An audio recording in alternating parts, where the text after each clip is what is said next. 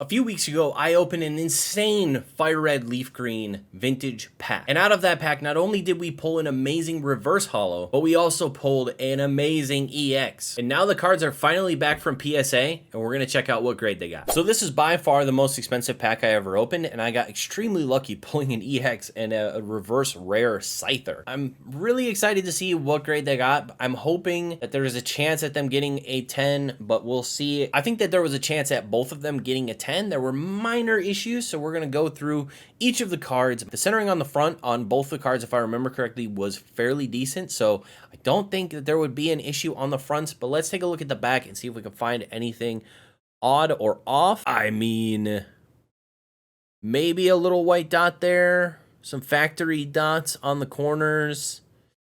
This is going to be the reverse holo Scyther. I don't see any major damage here, and the centering on the back looks really solid, except for maybe those little factory dots that from the cuts from the factory before they're put into the packs. But pack fresh, baby.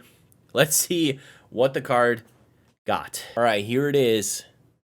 The FireRed LeafGreen Scyther reverse holo. Absolutely amazing holo pattern. I love all the little energies. Okay. Obviously, if this one gets a 9, I'm totally fine with that. I'm more hoping for the Moltres EX to get a 10. But if it's got the 10 too, that would be freaking sick. Okay, it got a 9. Man, it's so interesting how differently they grade English versus Japanese. Like, some of the Japanese cards that I got in my recent PSA submission that got 10 were pretty damn beat up. And this card is literally packed fresh with minor little factory dots in the corners, and it gets a 9 at PSA. Man, they're so much more strict on English, I feel like, than on New Back Japanese. But such a cool card. Happy that this got the 9. I think comps in a 9 are like 65, 70 bucks, maybe somewhere around there, 60 to 70. So I'm pretty happy with that. On to the Moltres. So let's take a look at the corners. Again, I feel like probably just factory dots. I think that's on the case. Yep. So we've got a little factory dot down there. We might have a little white dot down on the corner there, as you can see.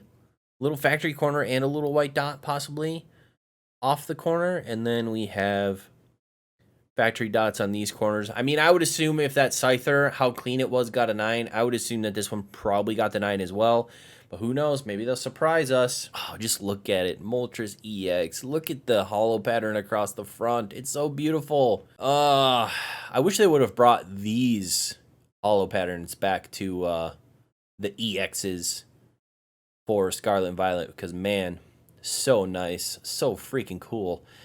All right, did we get the 9 or the 10? Hopefully we didn't get anything lower than that. Let's go. Moltres EX, holo. Oh, we got the 9. All right. Man, pack fresh. Minor little dots on each corner.